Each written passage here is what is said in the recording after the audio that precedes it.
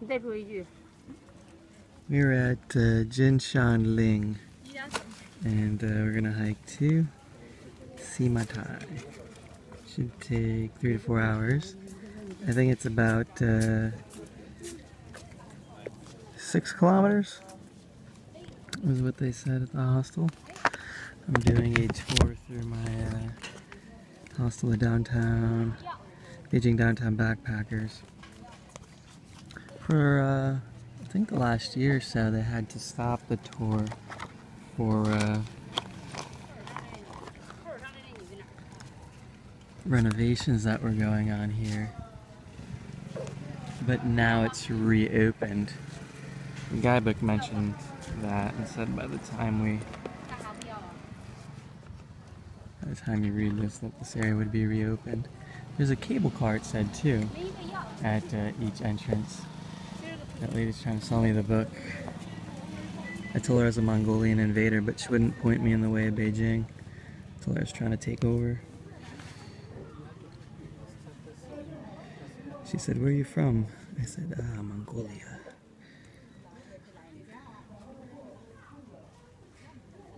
It was about a 3-hour drive. We left right at 9, and we got here exactly at 12 with a stop for gas here just before we got to Huairu.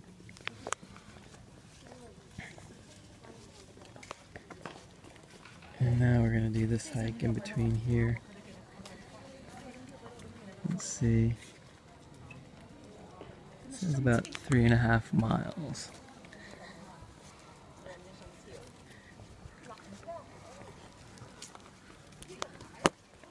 Probably a little shorter.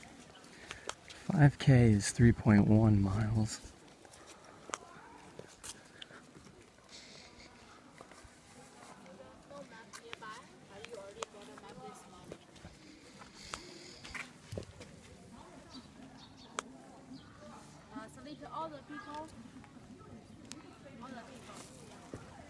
All the people take this way, walk up. Go straight this way, about 20 minutes walking.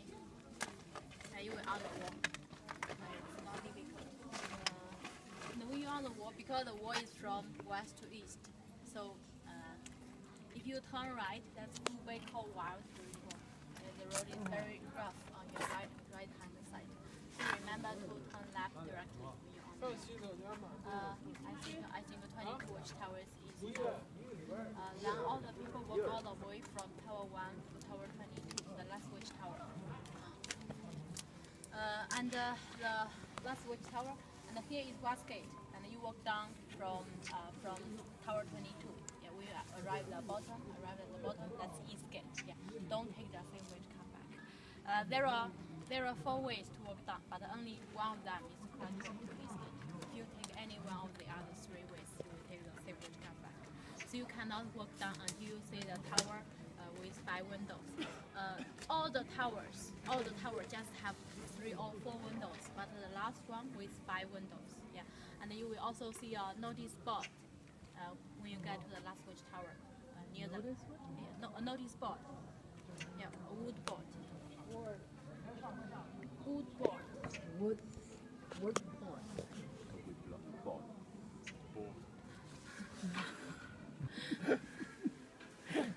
Wood board. Yes. A notice board. Yeah, notice board. The notice board said, here is the last watchtower, like 800 meters ahead is Simatai sailing spot.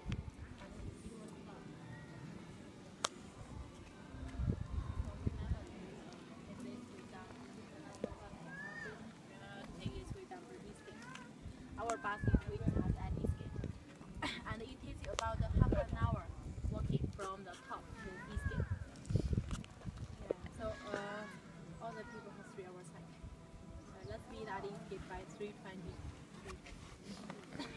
20 past 12. It means you should arrive the last watchtower around 2:50 because it takes you half an hour to walk down. Like from tower 1 to tower 12.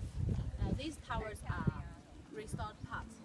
Like Badaling, but Badaling, all of them are restored. This part is also restored part, like 30 years old, over 30 years old. Because of earthquake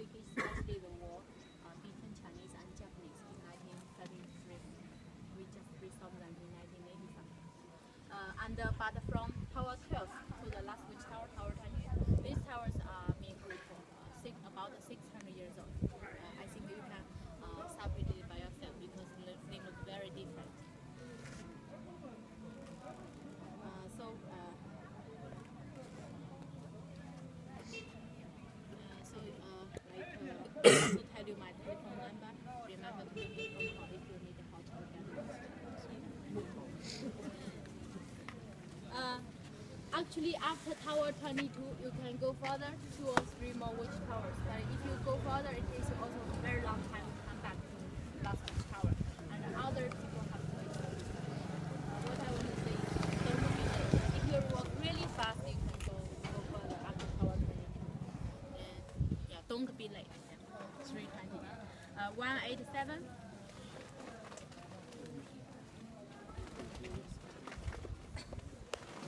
0148.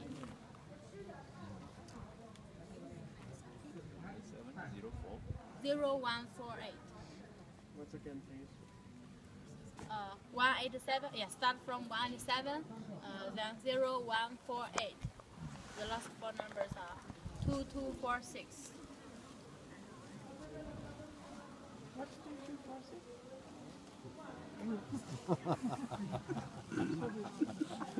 Same as me.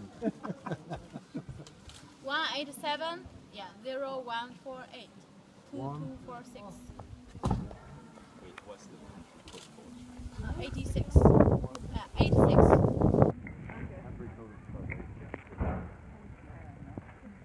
Sorry. Yeah, this is annoying. Yeah, 01. I want to ask her if there's time to do the cable car at the end. I think there's probably time to do the cable car if she says you'd have time to walk the extra 3 or 4 towers. If you get down from the wall earlier than others, you can go inside the restaurant to relax. The restaurant inside. Everything here we can start. You going with it?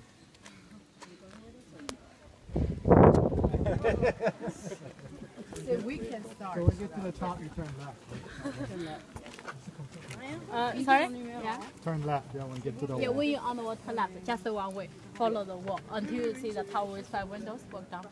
Is there a cable car at the other end? No, there's no cable car. If you want to take cable car, only here. Yeah. Yeah, because we get down from the wall at another point. Okay. If you want to take it, only here. Okay, thanks. 湖北口那边好玩吗？ The cable car takes some of the hike out.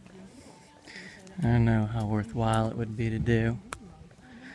Guidebook said there was a cable car at the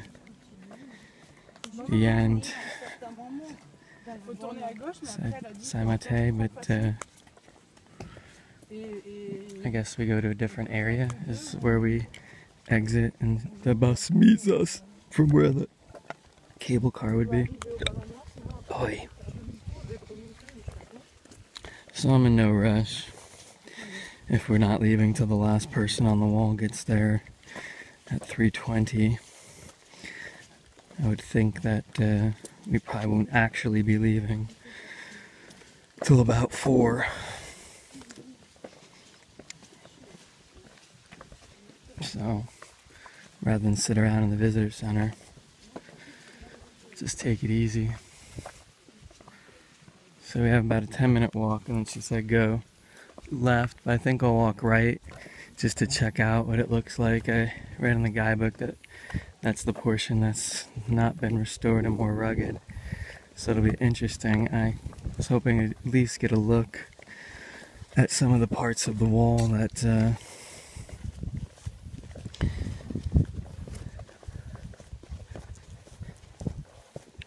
have exposed fill. I think that'll be interesting to look at before I really get going, so that you could see what the inner core of the wall looks like.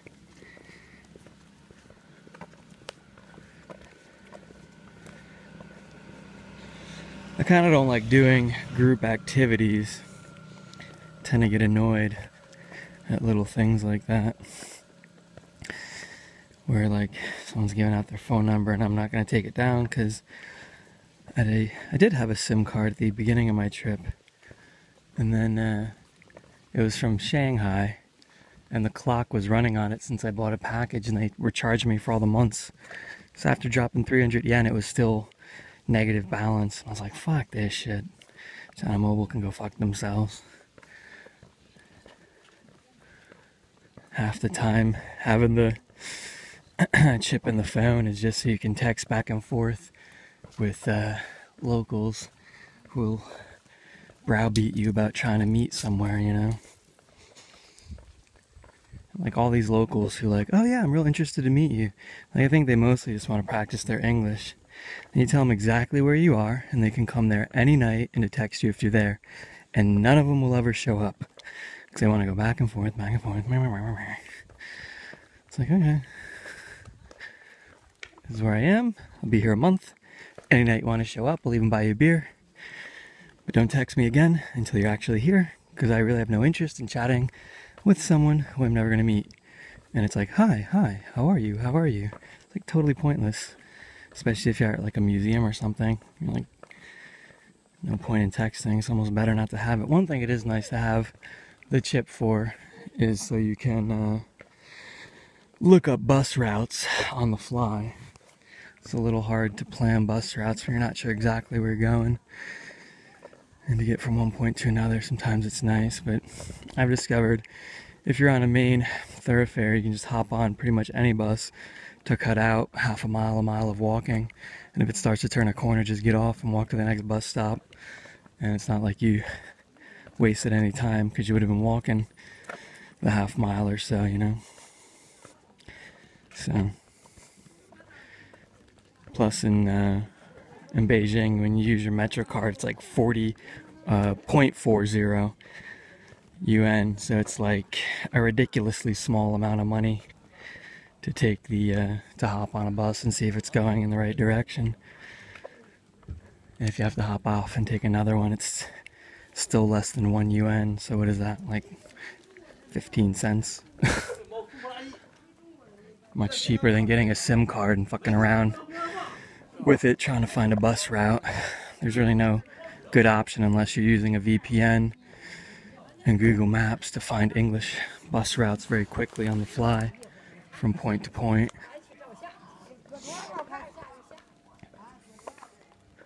I didn't have the VPN on my phone in Suzhou, and it would work sometimes. And half the time the information wasn't correct anyway.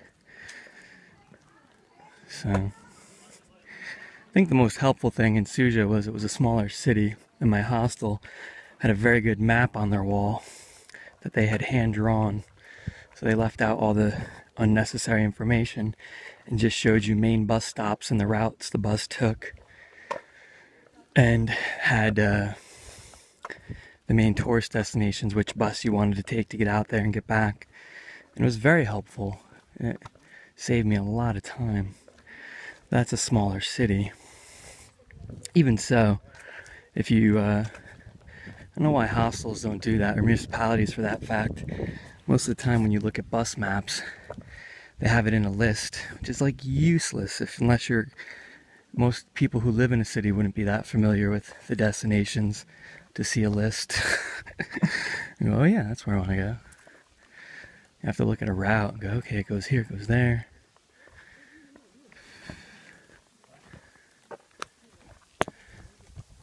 But they have these huge bus stops with these big advertisements in the window. Sometimes no advertisements. You think, how much money would it have cost them to put a map here of the bus route against the city, like an actual map with a line? Like, almost never do it. I think Singapore was the only Asian city so far that consistently had bus maps on their bus stops. And it was such a small country to get around too. You think, God, they could do it. It's really just one city, I guess. That's why they're able to do it. But it's a good investment. If you don't want people driving around in cars and choking up, taking taxis and all that kind of stuff, polluting the air. But we all know that's not a problem in China, polluted air.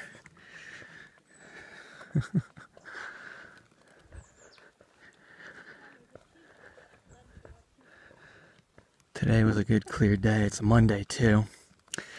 There's another hike tomorrow. I guess maybe I'll go. It's to a different area. But for For the first 2 weeks I was here, I didn't want to go out to the Great Wall. I wanted to see things in Beijing and familiarize myself with the city before I made a day trip. And then I kind of got bored this week. And when I'm staying somewhere for a month, I'll take Mondays off since most things tend to be closed, or whatever day things are closed on, usually Monday. I'm saying 2 weeks or less, I won't take a day off.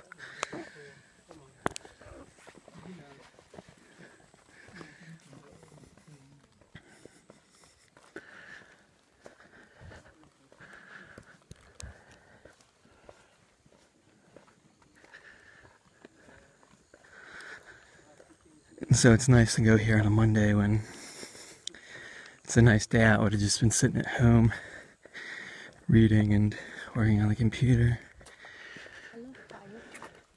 Hi, hi.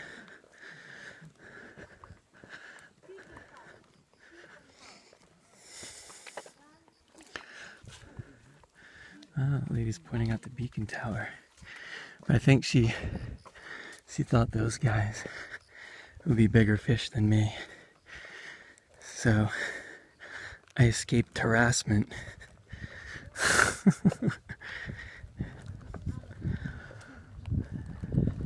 It's very hard to not feel rude because you basically have to completely ignore the touts.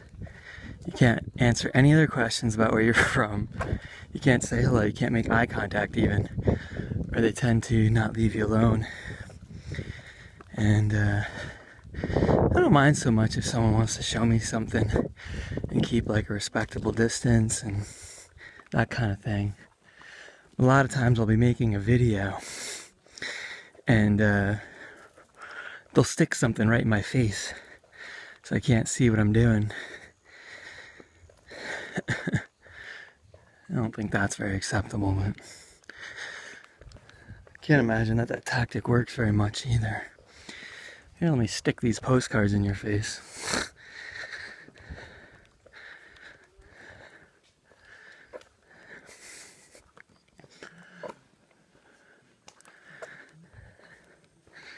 The Great Wall of China, depending on how you define it, could be anywhere from 3,000 to 5,000 to upwards of 21,000 kilometers long. The figure of 21,000 was a very recent survey that said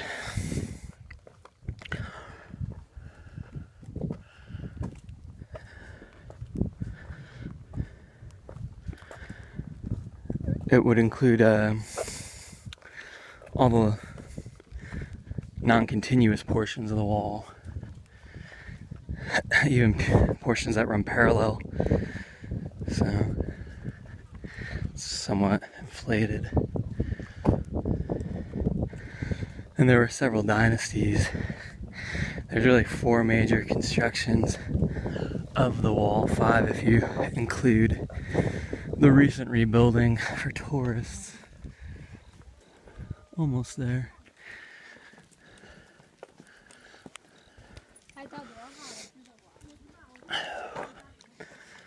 I think staying at hostels has to be in the middle of expat travel versus what a lot of people think it's at the bottom. At the bottom would be renting an apartment out in the suburbs on your own. You pay a lot less than a hostel in the downtown area of a major city, but you'd be completely on your own.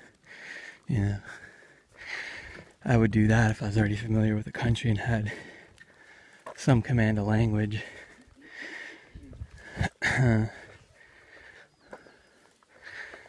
And if I plan to be there for 6 months doing something work related,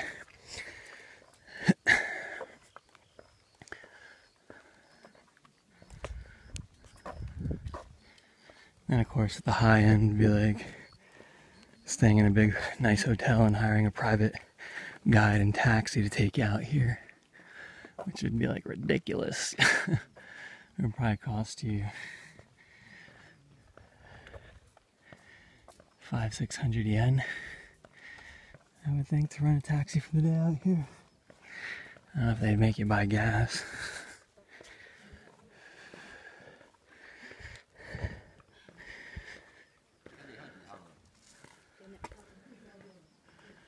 Nice mural there.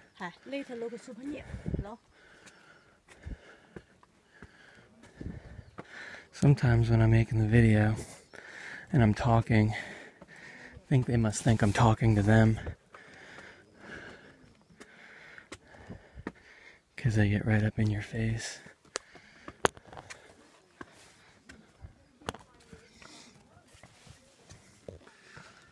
A clear day is nice, but it's also a lot hotter.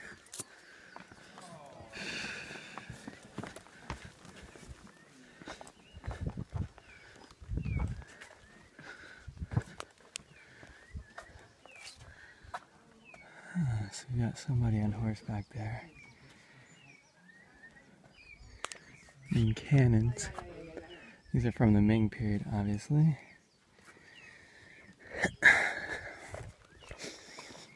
Look at the cannons.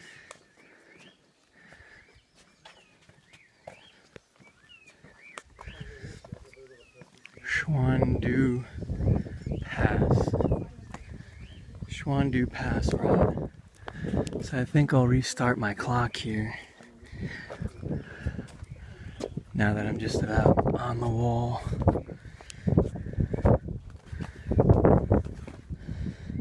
And going down there.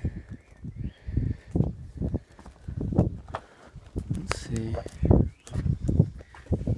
Xuandu-ku, known as Xuandu Pass, built in 1368, is an important pass of Jinshanling Great Wall. It's one of the main passages to go in and out the pass.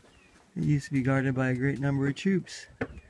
There were Commander-in-Chief Bureau on the hill ridge within 40 meters inside the pass, but now only house site remains.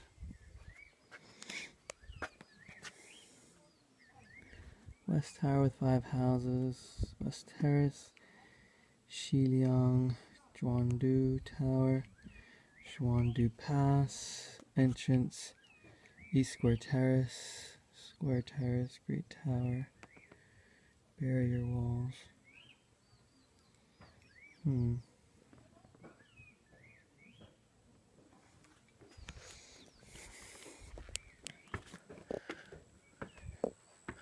Great Wall Management. No smoking. Please don't camp. No camping either. They don't want you to have any fun.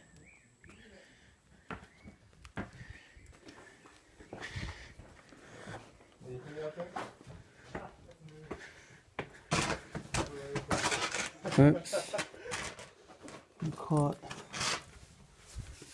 Oh.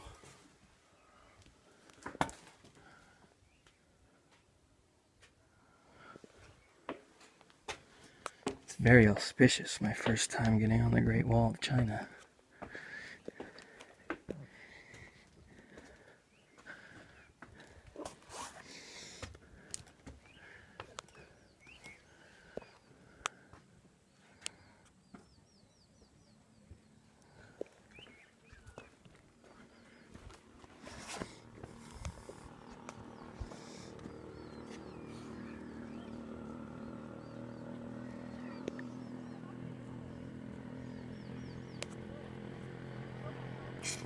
I don't know if it was here that I was reading about that said it's a lot drier, this section of the wall.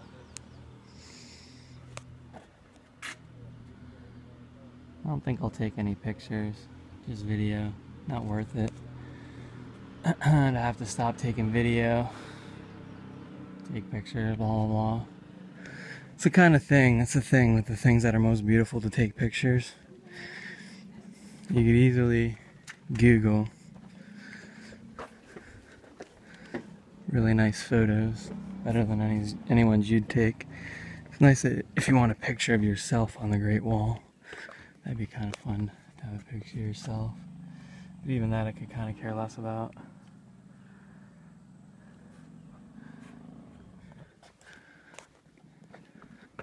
I actually think it would be a really good idea to have a package when you go to most tourist sites that even before you go, you could buy your ticket online and download a little suite of information from the tourist destination.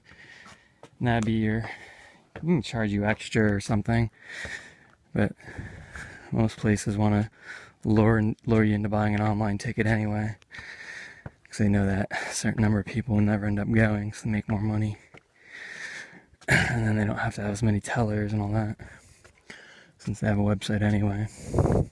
Probably not in China yet, but eventually it'll happen. You download a little suite with like a bunch of nice pictures that you can show your friends and click through the night before. Have it be a little interactive. Say, this is this place and this is that place. You'll go here, you'll go there. And then they'll green screen you. And everyone in the future will have a nice little picture of themselves that they can attach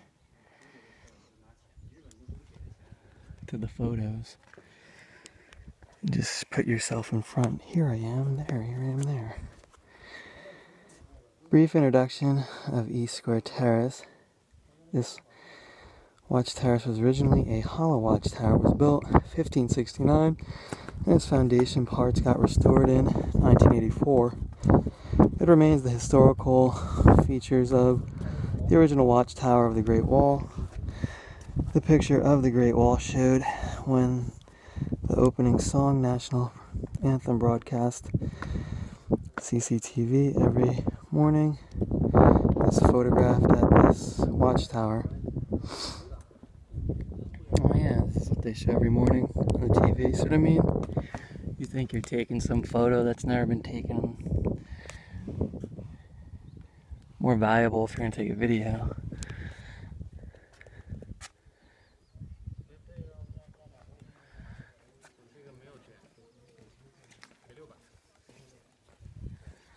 It's the Great Wall of China.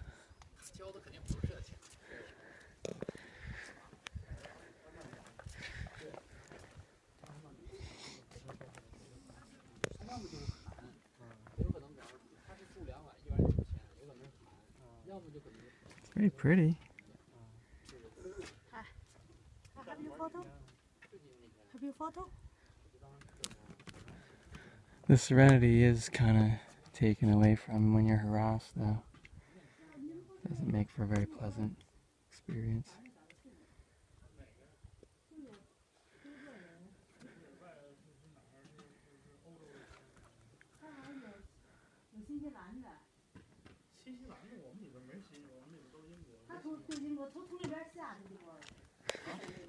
Well, at this rate, I'll never get there on time.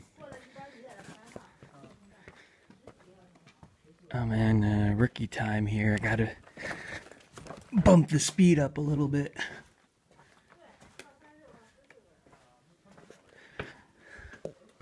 It's interesting to actually be on it and look at how it was constructed. I mean, you see like a little doorway like that. You're like, huh, someone could storm that door to get in. But how high up off the ground is it? I think it said generally you're about, was it 5 to 8 meters off the ground?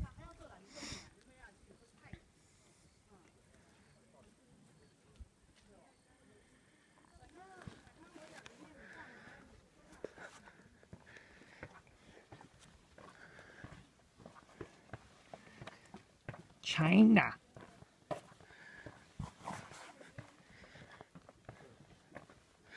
The wall of 10,000 li.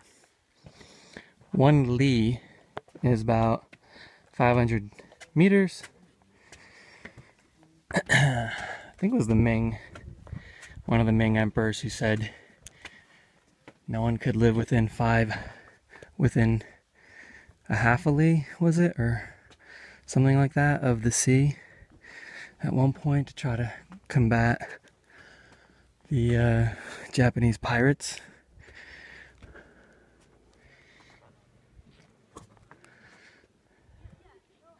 I think actually if you know who the last person in your group is, and you stay ahead of them, there's probably not much of an issue of losing the group, I would think.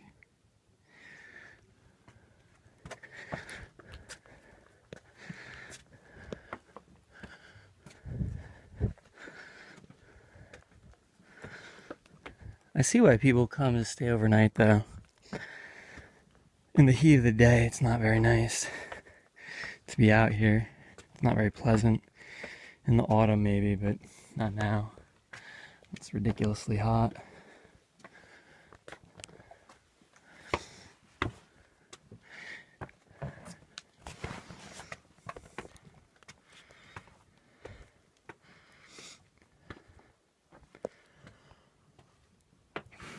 The tour guide had said when it's smoggy in Beijing, it's smoggy here. And I had kind of figured that. So I was waiting for a clear day to come here, but then it was such a long drive. I thought, well, maybe we're far enough. And she said, no, the weather's always the same usually. If it's smoggy in one place, it'll be smoggy in the other.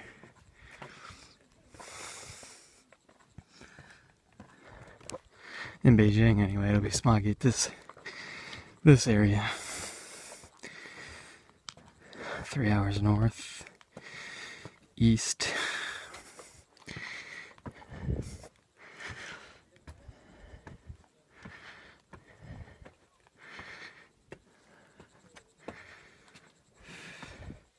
They got all these little pee holes.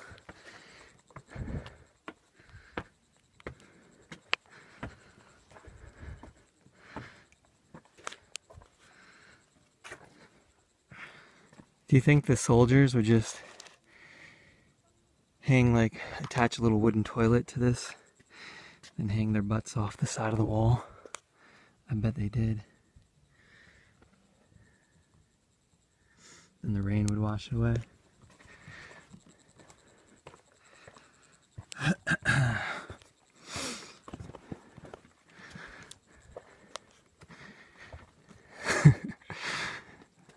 They would fire down on encroaching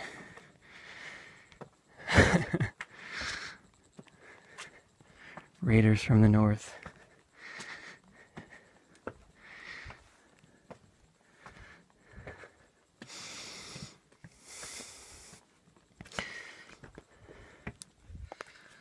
Whew. These touts have to climb up here every day, huh?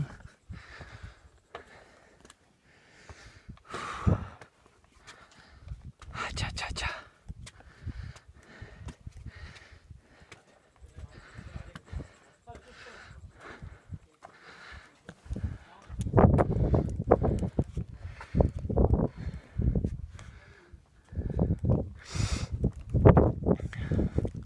Well, so much for turning left for a ways.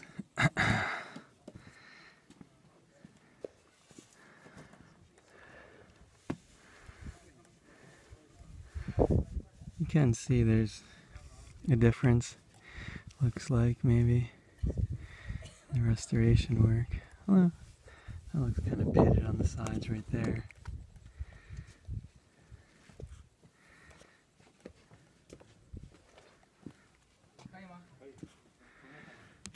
I guess I can walk out this way. Ugh, I'm so glad I didn't put on sunscreen.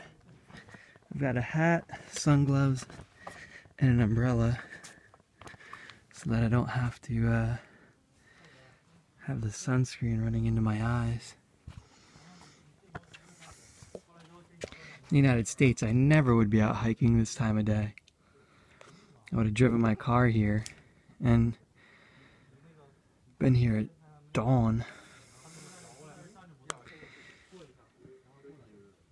This wall is buttressed wall.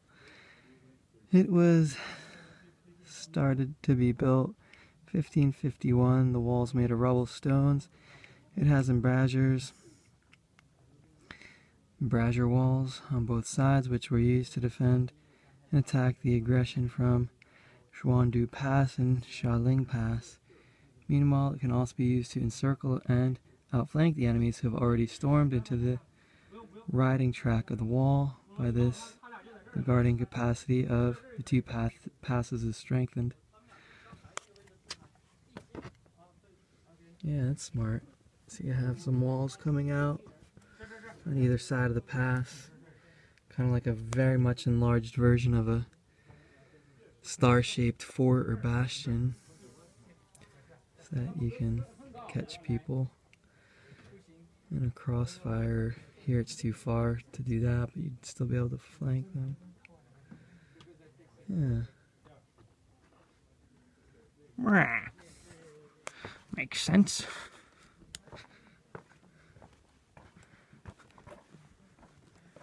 So, we actually have to walk. How many towers? 22 towers.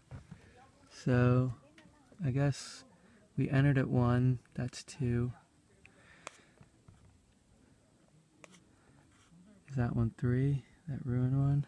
4, 5, 6, 7, 8, 9, 10, 11, 12, that little one? I see 13, 14, 15, 16, 17. It's a bit further. I can't see every tower, I think, but I think we probably end down by the next pass there, is the idea.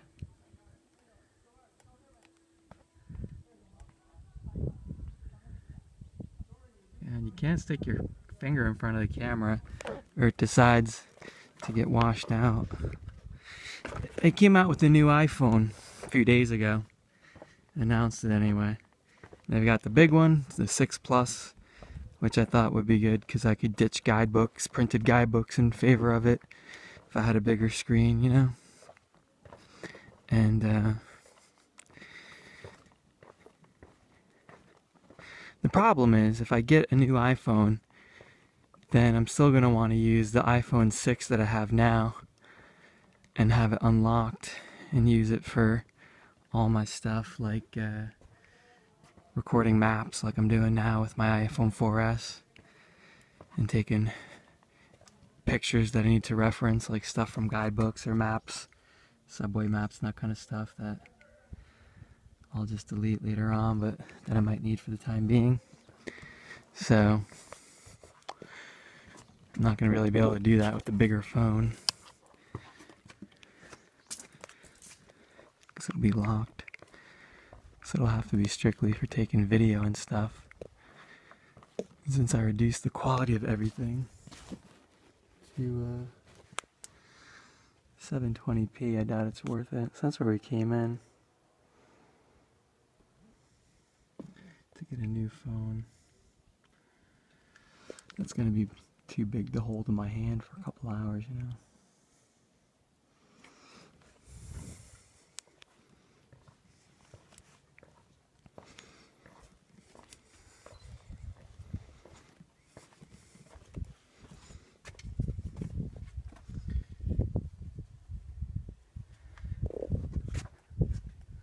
It is a cool picture. It's nice to have a few nice pictures, I guess.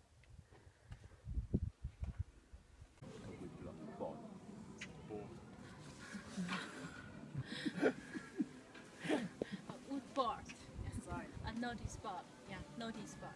A notice board is that here is the last watch tower, like 800 meters ahead is Simatai sailing spot.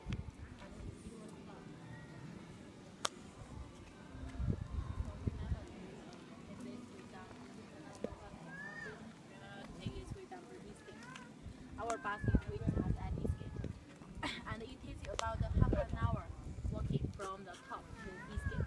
Yeah. So study by 3:20. 20 past 12. It means you should arrive the last watchtower around 2:50 because it is half an hour. Like from Tower 1 to Tower 12, these towers are restored parts, like Badaling, but Badaling, between almost all of them are restored. This part is also restored part, like 30 years old, over 30 years old. Because of earthquake, especially the war between Chinese and Japanese in 1933.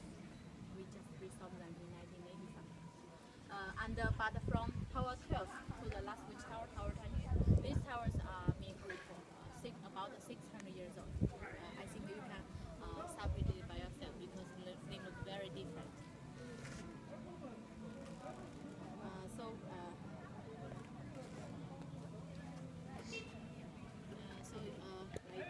To tell you my telephone number, remember to give me a phone call if you need help to get it. Actually, after Tower 22, you can go further, 2 or 3 more watch towers. But if you go further, it takes also a very long time to come back to the last watch tower.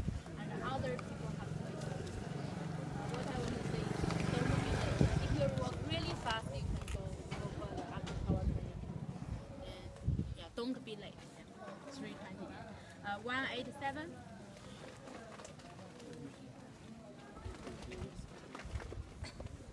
0148.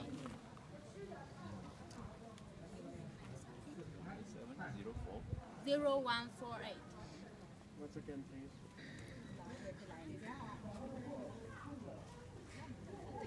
It's about a 3-hour drive. We left right at 9 and we got here exactly at 12 with the stop for gas here just before we got to Huairu.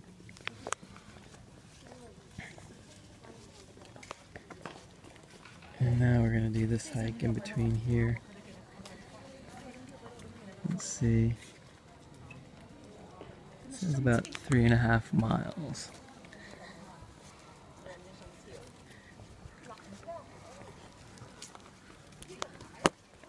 Probably a little shorter. 5K is 3.1 miles.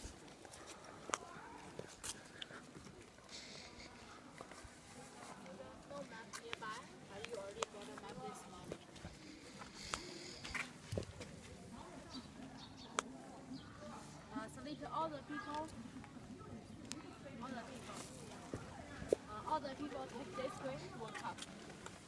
Go straight this way, about 20 minutes walking. You will on the wall. It's not difficult. When you're on the wall, because the wall is from west to east, so if you turn right, that's Hebei called wild road.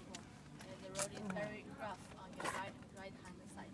So remember to turn left directly when you're on the wall. I think 22 watchtowers is enough.